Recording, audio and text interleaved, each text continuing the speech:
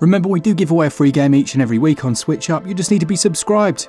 Make sure your notifications are on because we will announce those within community posts. The Nintendo Switch has been out for several years now, and I wanted to remake my list of my favourite free-to-play games on the console. Now we have a load. Some of them have absolutely died a death and others are going strong, and we've got a few new releases. I'm also going to say a couple that I think you should avoid and exactly why. So what are the best free-to-play games on Switch? Well, my name's Mark Walker. Welcome back to SwitchUp. Now, let's find out.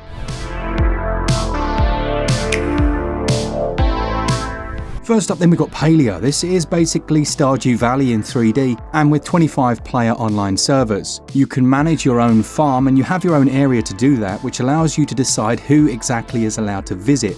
That's a nice mechanic in and of itself because it means you can avoid a load of trolling. Now outside of your farm you've got a big world area with a large central town where everyone kind of comes together to meet. It has that MMO feel to it, and if you can get a good group this is a lot of fun. There is text-based chat, but there's no voice chat. Probably a good thing, but worth noting. And it borrows a few mechanics from a famous series involving Breath and Wild, but I will say it's so much more fun if you've got someone to play alongside you. I was joined by my daughter in co-op and it's very seamless. Sure, we hit a bit of jankiness in terms of performance, but if you like those games that involve fishing, hunting, crafting, building the relationships with the local people, then you're definitely going to enjoy the co-op aspects of this one and that MMO feel. It's had a bunch of updates since it came out as well, which is always nice, so it's an improved experience and it's just getting better. Palia is totally free to download. You're looking at 10.1 gigs at least, plus any updates that have come out. Next up you've got Sky Children of the Light. This was actually recommended to me after I did my last one of these videos, and I can see why. It's one of those that doesn't at all feel like a free game. It comes from the team that brought us Journey, which was, if you don't know, an award-winning, almost walking simulator from back in 2013. You can customize your own character to make yourself stand out from the many other players.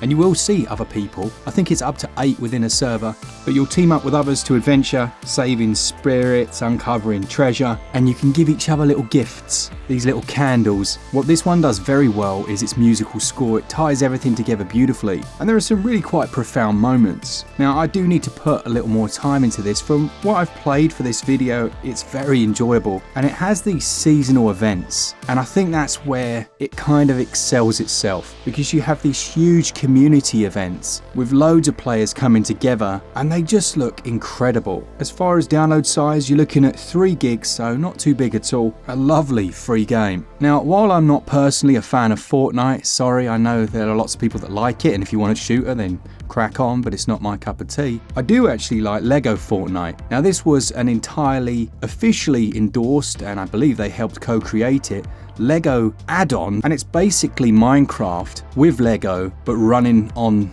the now heavily improved Fortnite engine. It means you can build and create things, you can go out on little adventures. If you have mates online, they can join you, and the fact that that's free is pretty impressive, I have to say. Now personally I think they probably should have released it as a completely separate download, and look, maybe they have. It's been a while since I played it, but it means that Minecraft style gameplay that a lot of people love can be enjoyed with up to 99 players at the same time. And I believe at the start of 2024 they've actually added more content to it, some new gameplay features, new outfits, things like that.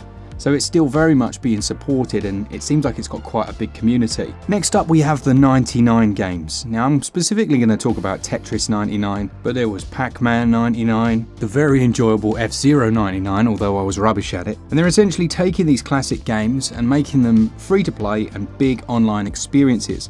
Now Tetris 99 is very cool because basically you're playing Tetris and then there are other people playing and you can actually see those on screen, and then every time you clear, that's moved to someone else. So there's this like frenetic, almost desperate struggle to try and keep in the running, and it's just a whole lot of fun. Now I am not the best Tetris player. I know a Glen who is, like that guy, the guy's an absolute machine, but it's worth giving a shot. As I say, it's completely free and as addictive as it ever was. Warframe is one of the few free to play games that I was happy to put a bit of money into, not because I needed to, but because I legit wanted to. It came out right back when the Switch came, well, when it first came out, around about the tail end of 2018, and I just couldn't believe what Digital Extremes had done. This is a game that has the potential for you to put hundreds and hundreds of hours into. I've probably put 100 hours in, which is absolutely nothing. And yes, you can put money into this and get better frames and things like that, but there is a lot of content for those that are willing to just play the game. You're looking at around 300 different weapons, things like katanas, crossbows, flamethrowers.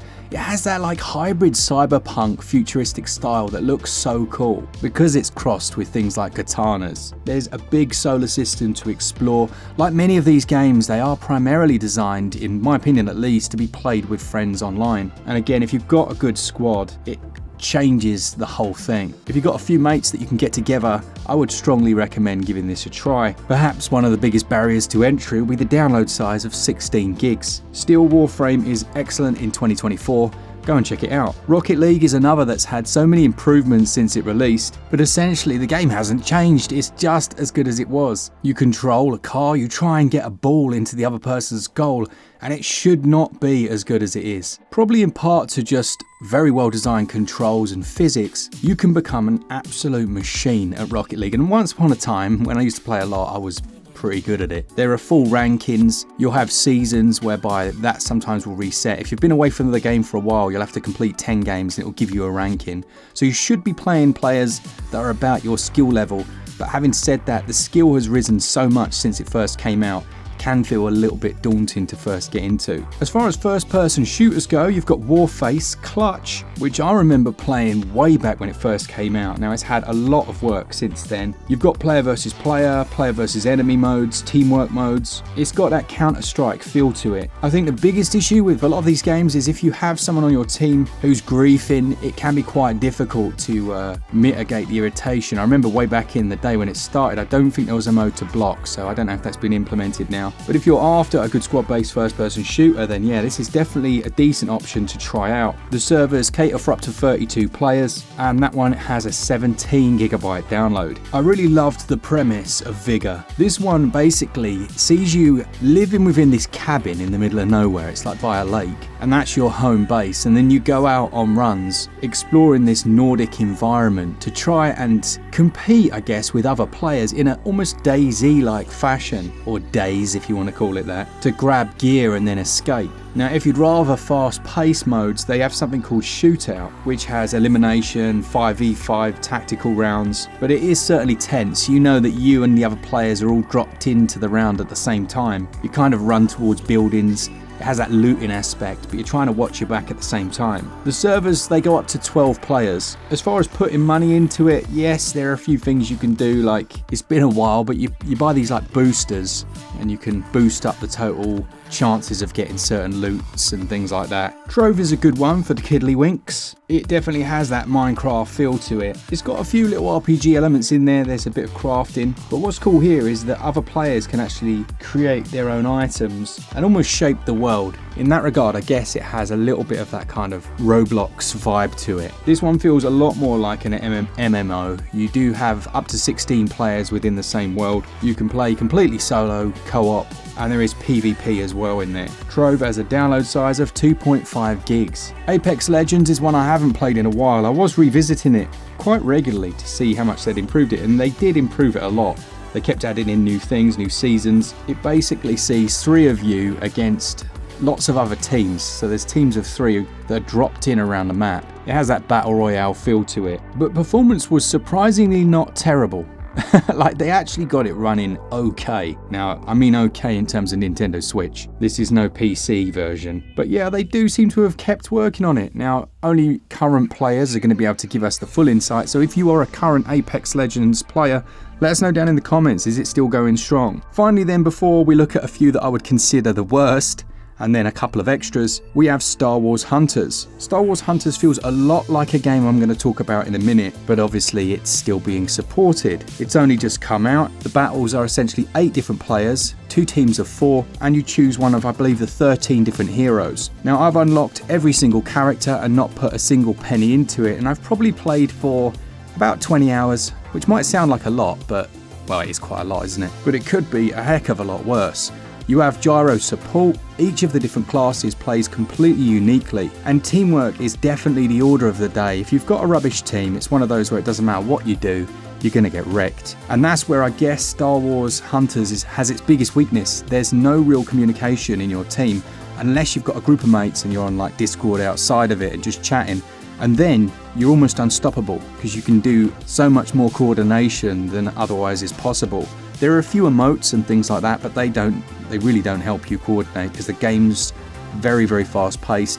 The rounds themselves are only a few minutes long, like 2 to 5 minutes, but actually, yeah, I really do enjoy this one.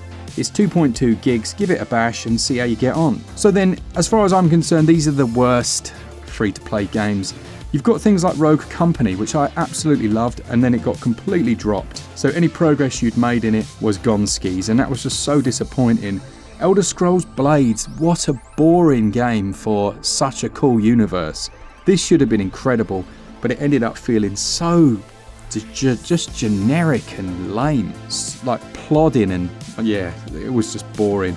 SKYFORGE was quite good back in the day, but the visuals were so appallingly bad and the support was just terrible. Now, I have to give them credit, they did keep working on it, and I don't know if perhaps since I reviewed it way back, it's been massively improved. Again, let us know in the comments, but it was a right state when it launched. NopeJala, that's one that I think they kind of looked at things like Splatoon and said, oh look, we can do that, let's just make a game, and I just found it so dull. It's like Splatoon, but not as fun. That's the honest, that's all I can say really. It's very melee focused. I just didn't enjoy it at all.